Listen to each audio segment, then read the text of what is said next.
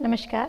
आपके अपने चैनल रसोई के नुस्खे में मैं कविता आप सभी का बहुत बहुत स्वागत करती हूँ। आज की मेरी रेसिपी है दिवाली के त्यौहार के लिए ड्राई स्नैक की बहुत ही टेस्टी और खस्ता ऐसी निमकी की रेसिपी जिसको कि हम लंबे समय तक के लिए स्टोर करके रख सकते हैं।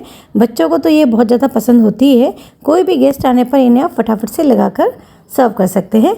तो आप एक बार इस तरीके के स्नैक को जरूर से ट्राई करें। आपके घर में ये सभी को बेहद पसंद आएंगे। आप सभी से रिक्वेस्ट है कि प्लीज़ मेरे चैनल रसोई के नुस्खे को सब्सक्राइब करें और वीडियो को लाइक और शेयर जरूर करें। तो चलिए इस तरह की खस्ता निमकियों को यानी कि मठरियों को बनाते कैसे हैं वो देख लेते हैं। तो देखिए एक बाउल लिया है, उसमें डाल रही हूँ मैं ये 1 कप गेहूं का आटा और 1 कप ही लिए मैंने मैदा। दोनों चीज़ों को मैंने छान के यूज़ में लिया है। आप चाहें तो ये गेहूं के आटे से भी बना सकते हैं या फिर आप इसे सिर्फ मैदा से भी बना सकते हैं। मैंने ये दोनों चीज़ें मिलाकर बना रही हूँ। तो देखिए अब इसमें ऐड कर देंगे हम स्वाद के हिसाब से 1 टीस्पून नमक, साथ ही डालेंगे इसमें 1 टीस्पून अजवाइन।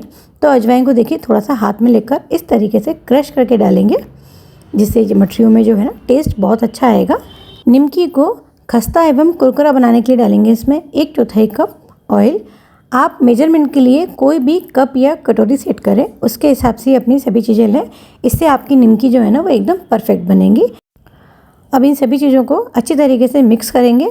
मोयन इसमें बिल्कुल एक साथ हो जाना चाहिए। देखिए मोयन जो है ना इसमें बहुत अच्छे से मिक्स हो चुका है और देखिए इसकी मुट्ठी बन रही है, मतलब इसका कि मोयन जो है ना हमारा बिल्कुल परफेक्ट है। अब क्या करेंगे, अब ले लेंगे हम ये 1 कप पानी और थोड़ा थोड़ा कर पानी डालकर इसका हम एक सख्त डो लगाएंगे।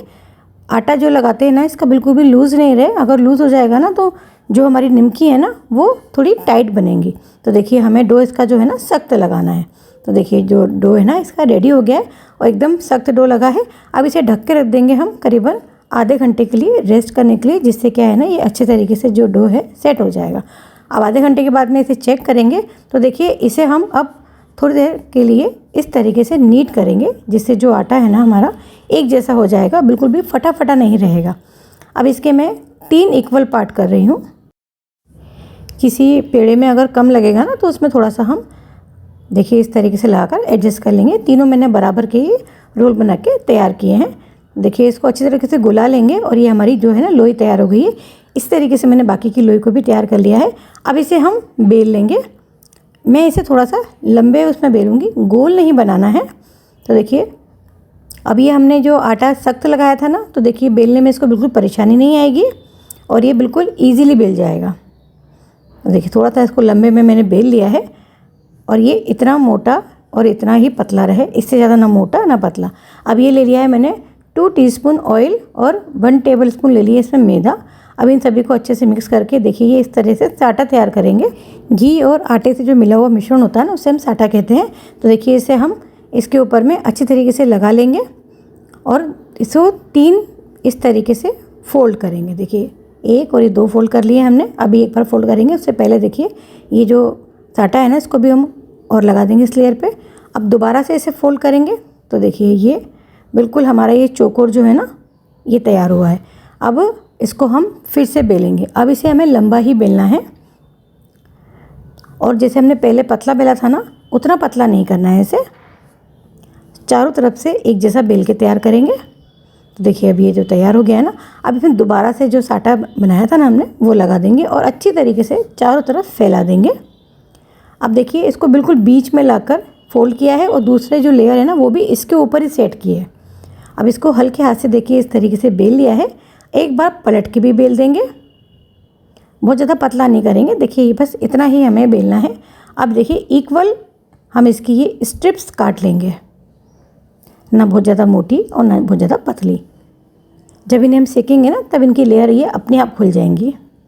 तो देखिए ये जो पहला जो हमारा वो लोई थी ना तो उसमें से ये इतनी हमारी ये निमकी है ना ये तैयार हो गई है फ्राई करने के लिए। बाकी की लोइयों को भी बेल के इसी तरीके से तैयार करेंगे। तो देखिए हमारी ये सभी जो निमकियाँ हैं ना रेडी हो गई हैं फ्राई करने के लिए। ऑयल को मैंने पहले से ही गर्म होने रख दिया था।